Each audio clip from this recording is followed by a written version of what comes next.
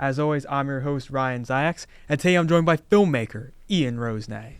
Thank you. It's an honor to be here. I feel like this is one of those big milestones in life. You know, it's like you graduate, you have your bar mitzvah, and then you're on the Zicast. Yeah. Get married, have kids. Zicast is somewhere. It's up there with bar mitzvah, both religious experiences for me. So I would definitely, That's a great honor, Ian. No, but thank you so much for having me. Of course. I'd like to shout out episode 85 guest, Harry Rosenay, for technical directing.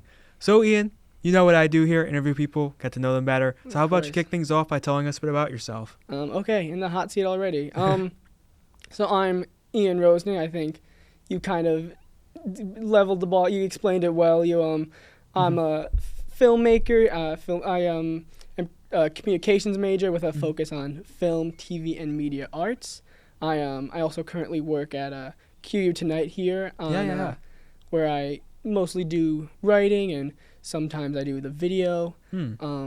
But my passions really lie in filmmaking and storytelling and in theater as well. Perfect. And of course, you're from Orange, Connecticut, like your brother Harry, who was on our previous episode. You go to Quinnipiac University here in Hammond, Connecticut, and Quinnipiac Tonight is a sketch comedy show, so kind of like Saturday Night Live, but here at Quinnipiac. So let me ask you, Ian, where does your passion for film and the arts stem from? Film especially is something that I feel like has always been a part of me. Some of my earliest memories were just random trips to the movie theater, which had kind of become so normalized in my own kind of growing up. But then I talked to people later on, and it's like they never went to the theater when they were younger, and it's kind of surprising to me. Yeah. But especially for me, I think I would always even with if I'm playing with toys, I would ask to take my dad's phone and make these intricate videos. I would always have grand stories in mind, and I feel like the way my mind always worked was in kind of a storytelling. It always had storytelling mode on. Yeah. Let me guess, you edited those in iMovie? Oh yeah, iMovie. I still do. Yeah. Because that's I feel like every film student, every communication student I talked to did made films in iMovie when they were really, really young, and that set the groundwork. So of course here at Quinnipiac, you've been able to make a bunch of film projects. Any that stand out to you? I think I am pretty early on in my film career. I hope to have more to talk about later on. But at the moment, one that I am really proud of is I made it for the Quinnipiac Film Society's mini production showcase, and it was called Technicolor. Yeah. It was a silent musical, silent as in no dialogue, but the whole thing was a romance told through music, and it was something that I blended black and white and color effects, which was something I didn't know how to do until I made the film. Yeah. And it was an idea I had for a while, and it was this year I met one of the stars, Maddie McLaughlin, and I was like, I think I have my movie now. Do you want to be in this? Interesting, yeah. And that's one of the taglines of Quinnipiac is to release your ambition. I feel like you did that on that film because, just seeing you be able to kind of play with the color grading in that way, especially being so new to film and editing in that sense, I would expect, was really striking. And of course, you're able to win a couple of Quinnies. I brought up with Harry that he won the best use of Ryan Zicast, which might be the award. Is the award. But you were able to come out with 2 awards. So how about you tell us about that experience? Unfortunately, there's been no Ryan Zicast in my films yet. Not yet. But, not yet. So I won Best Mini Production for Technicolor, which was really surprising, but really meant a lot to me. Is something that was kind of a personal story to me, and I'm glad that it struck a chord with other people. Yeah. And the next one was a comedy with 2 of my great friends, Tyler Villanueva and Tyler Breen, and it was called Tyler v. Tyler. So they're both film students here at Quinnipiac. And it was kind of the biggest Quinnipiac Film Society inside joke film I could make. But at the same time, as much as I really wanted to, my mindset was to make the funniest thing for Quinnipiac Film Society, but also make something that would strike an evocative, emotional, lighthearted but emotional core. I think take 2 different personalities and kind of say, how different are they and how different are any of us really? Yeah. And something else that really shows that you made two movies in not very different genres, but different genres, and we're able to win awards for them. One, like you mentioned, like a no dialogue musical, almost like a music video, right, so to speak. And then you make this like Freaky Friday. It's like Freaky Friday with film students, right, comedy. And what were some influences for Tyler v. Tyler?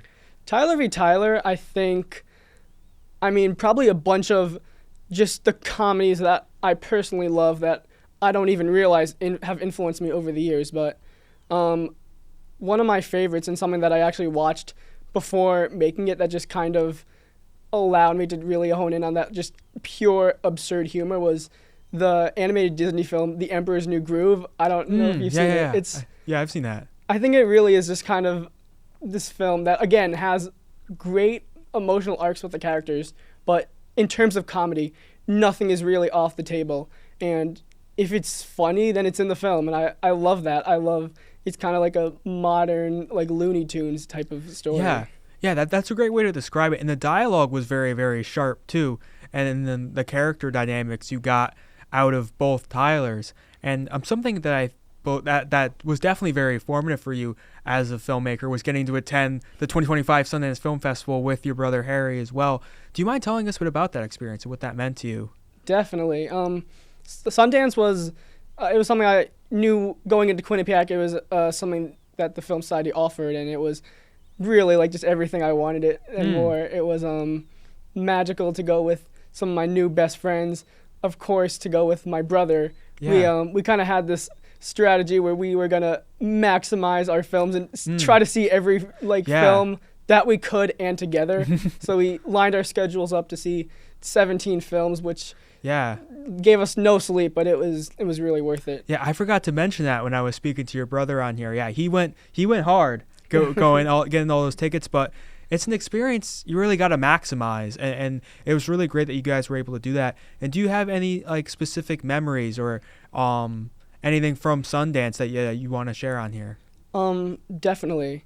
Like you said, I think it is but it is something that you should really maximize, because it's a once in a lifetime type or once a year type of thing. Yeah. And I think what I want to do is maximize it, but never lose sight of the art and the beauty of it. So what was really insightful for me was to see all of these artists who were so passionate about what they made, what some films which took them tens of years to make. And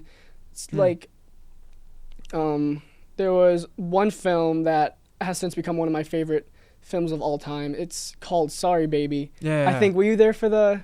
I watched it here. You watched it online? I watched it online here, but not actually at Sundance, unfortunately. Okay, I remember you were your review of it, but yeah. Yeah. It was I think it's one of the strongest, most empathetically written films I've ever seen, and kind of going back to something like Tyler v. Tyler, as so different as Sorry Baby and Tyler v. Tyler are.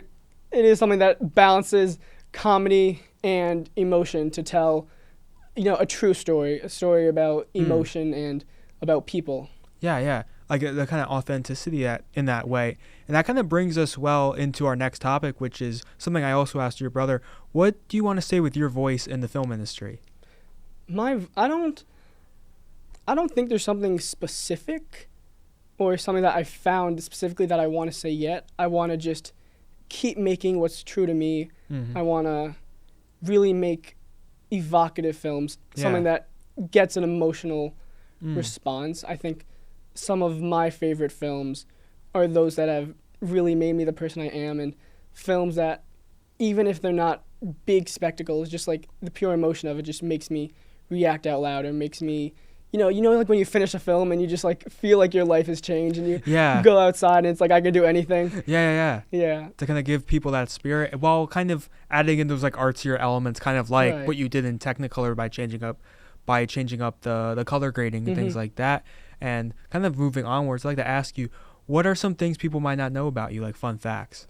I have a bunch of, outside of film and art, I have a bunch of pretty nerdy interests. I'm really into history and politics, and some like a very niche interest of mine is linguistics and etymology and the study of language, because interesting. I think the way that language and society as a whole has evolved over time is something that is so important. And I feel like people will end up making the same mistakes that people in the past have made if they don't pay attention to that stuff. Yeah.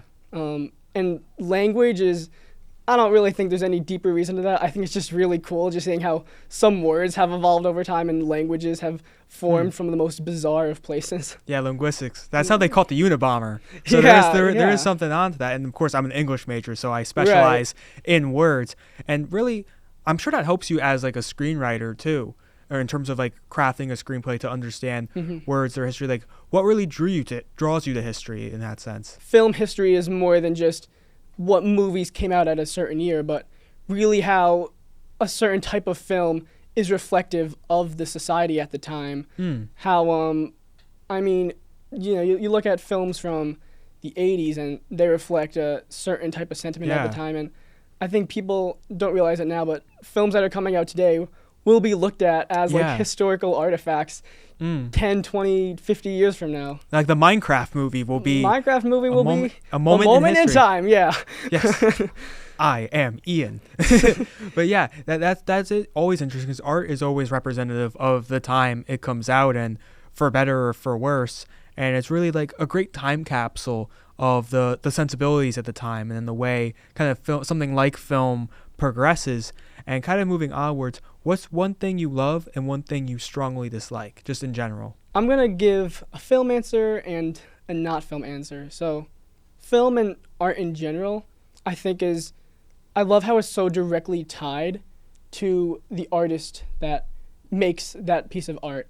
I think art is inherently autobiographical, and I think no matter how explicitly or personal or impersonal piece of art may seem, you can always trace it back to the artist and learn something about them and learn something about where they grew up and how they've been inspired and how they continue to inspire. Interesting. And what you strongly dislike, if you can find something. What I strongly dislike, this is something that gets a lot of people going when I say it, so this is not deeper related to anything. I do not like cold water. I really do not like cold water. In any sense? No, to me, it's like, because I'm someone who, like, you go outside and it's cold, and I hate that. And to me, drinking cold water is like living in that coldness. Like, and I don't get it. I don't get how it could be so freezing outside and people are like, oh yeah, this cold water tastes so good.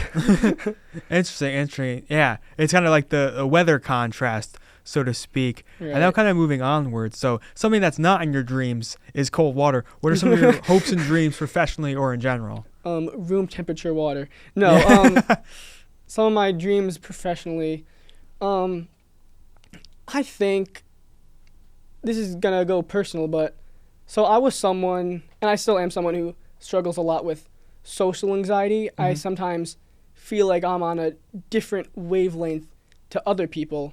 And I feel like some of my favorite pieces of art have made me feel less alone, have kind of helped me realize who I am, have helped me connect to others. And I think with the art that I want to make, as long as it can connect to at least one person, help someone out in life, I think that makes everything worth it. Interesting. So you want to make films that appeal to other people like how they appeal to you in that sense, to make people not feel alone. I would love to inspire people in the way that art has inspired me my whole life. That's very powerful. And that kind of leads us like also like what you want to say with your art into kind of like something else like I mentioned with your brother. Sometimes characters can be like people's friends. Right. In those ways. And I think that leads us really well into me asking what are some of your favorite movies? Favorite movies? I'll go Letterboxd top 4 here. I feel like it's the easiest way to go along with it. So my all-time favorite, this is something that's grown over time, but I think I have to say Into the Spider-Verse. I feel like there's this conversation of, analyzing film and the difference of artistic merit and entertainment, and I think Into the Spider-Verse is something that is 110% in both areas. Yeah. I think it is pure visual spectacle like nothing else. artistic splendor, and I also think it is the most exciting, heartwarming, emotional experience. And compared to other superhero films, which, I'm someone who likes a lot of superhero films. Yeah. I feel like, especially now, you can have a good time, but they could tend to not feel too meaningful in the grand scheme of things. And I think Into the Spider-Verse is full of meaning. I think it's a superhero film that, like, instead of having a character to look up to, it's a superhero film that says you are the hero of your story if you choose to be, and you can wear the mask, like that incredible last monologue. And that's something that I think of all the time. Chills. Yeah. Sorry, hit us with your next one. Next one. I'm going to go with one of the films that has inspired me at a young age, where even just, like, not even in a big audience, just watching it with my dad and brother, I was, like, jumping out of my seat. It was it's Back to the Future. Oh, yeah. I think a perfect film, if there is any. I think a film that works, like, to every single piece of dialogue. It is the film of setup and payoff. Everything comes back at the end. I think the way that it explores time travel and again, it actually so relates to history too, which is something that people don't really give it enough credit for. And it also just has some of the greatest songs ever used in a film. The ending with Johnny Be Good is such a good moment. Yeah, the power of love. Yeah. And now, what's your third? This is something I believe we talked a lot about with my brother. It's something that me and Harry have bonded over. It's become part of our pretty much daily conversation. It's A Real Pain. Of course. It's such an incredible movie. It could just be my favorite, but I don't think it is. It's like it switches on the daily, but A Real Pain is, I think, maybe the most relatable thing I've ever seen. I think the characters of both Davey and Benji, played kind of perfectly by Jesse Eisenberg and Kieran Culkin, are so realized, and I feel like you just spend 80 minutes with them, and it feels like you know who these people are for their whole lives. There's so much that can exist beyond what you see in the film of their history that comes before it, and you can imagine their history afterwards. And I think it brings up a bunch of great talking points about how people deal with pain, with loss, with connection, and it's a film that also doesn't try to answer any of those for you. It lets you come to your own conclusion. Yeah, and it's about history and something like I also told your brother, Definitely. like the passing down of history through generations. Right. And now it's the fourth one. Yeah. The fourth one, something I wasn't able to touch on too much here, but just my love of theater, and I'm gonna give it to La La Land. Of course. I think it's the musical movie. Celebration of both film and musicals and romance too. I think romance is something that, unlike any other genre, I think you see a science fiction film, you like it for what it is, but I think romance is something where when you watch a romance film, you apply your own experiences and your own opinions on love. You apply that to the film, and I think La La Land is something that makes you, think about your own views of romance and your own view of passion. Yeah, and it's fitting because your brother has Singing in the Rain, and La La Land's kind of like a modern Singing in the Rain with a little bit of kind of different perspective on entertainment. And Ian, ever since we met when us and Harry saw Dune Part 2, I remember that. Yeah, it's been a movie. I'd like to thank you so much for coming on here. I'd like to thank you for having me. It's been incredible. Awesome. And do you have any motivational words or plugs or just anything you want to leave the audience with before we wrap up here? I think what I want to say is tell your story. I don't think there's any story that isn't worth listening to. I think we all have something to say, and it takes one person to make a difference. Definitely. That's what I want to say. Perfect. Yeah. And I greatly admire your passion and talent for film. It's great that you've been able to kind of get involved in the community so much, go to Sundance, and then just keep leading with enthusiasm, keep trying to tell these real stories, and I'm excited to see what you make. Thank you so much. I'm excited to see what you continue to do in your getting your Zicast out there. Yeah, I'm trying my best. It's been a pleasure, though. Thank you so much. Thank you, Ian. And as always, this is Ryan Zikes with the Zicast, where everyone has a story, signing off. Thank you so much for watching. Thank you.